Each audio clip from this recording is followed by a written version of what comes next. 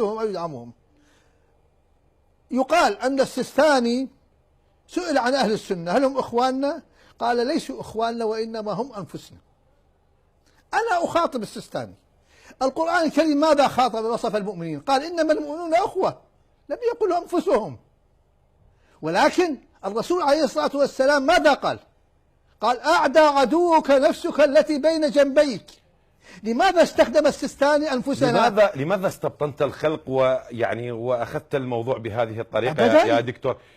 يا دكتور يعني أنا حين أقول لك أنت نفسي أنا أعني الكلمة يعني بما أقولها.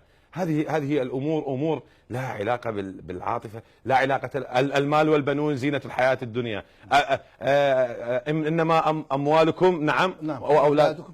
ابنك عدوك يعني نعم. دائما نعم. ابنك عدوك دائما. لا، إذا نعم. يا دكتور نعم. الأمور لا تحتمل التأويل بهذه الطريقة، وهذا نوع من الخطاب التصعيدي. لا أخي لم نغير شيئا حين ناقشنا الآن. نحن نريد أن نصل إلى منهجي قرآني منهجي ومنهجه القرآن هو مرجعيتنا. أنا لست برجل دين،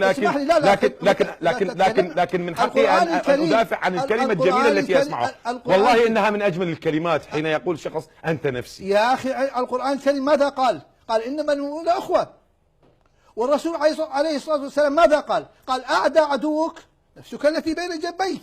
فعندما يقول هم أنفسنا يعني هم أعداء أعدائنا.